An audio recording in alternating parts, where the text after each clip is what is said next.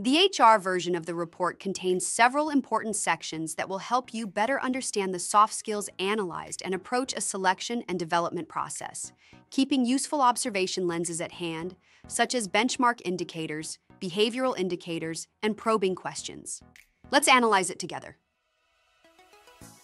As you can see from this screenshot, the cover displays the title of the test, the date of execution, and the name of the respondent, while the first page includes the title and description of the test, along with a brief overview of the report's content. On the second page, we can find the list of soft skills and their corresponding scores, including the coverage index. As we saw in the previous video, the coverage index is calculated as the mean minus the standard deviation. This means that the higher and closer the results are, the higher the coverage index will be. If the results vary significantly, with some being high and others low, the coverage index will be negatively impacted by this variability. The third page, on the other hand, offers a graphical representation of the various areas and their associated skills. At the center is the coverage index. The bold numbers inside the circle represent the mean of the areas. The percentage data for the weights of the core skills is also indicated, along with their respective scores, titles, and the areas to which they belong. The graph also highlights the two key skills of strength and growth. From the fifth page onward, we can find some insights related to the analyzed areas, including descriptions and the corresponding skills with their declarations.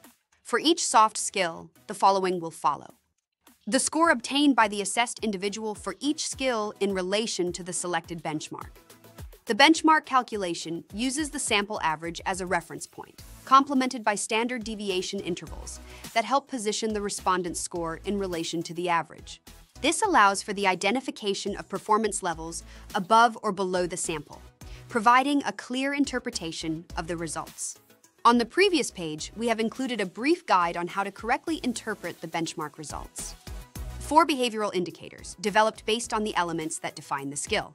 These indicators allow the HR to make a direct comparison between the candidate's responses to the self-report questionnaire and the observable behaviors during the assessment. 4 in-depth questions, formulated as open-ended questions, which serve to further explore relevant aspects of the skill under examination.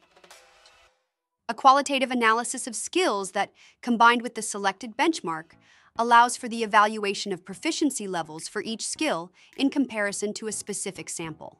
This proficiency level is classified into 3 categories: high, medium, or low. For each category, a detailed description is provided, explaining what it means to possess that skill at the level corresponding to the obtained score, along with practical suggestions for improving skills. The Eggup HR report, rich in details such as benchmark indicators, behavioral indicators, and in-depth questions, is a valuable tool for accurately assessing the skills of human resources.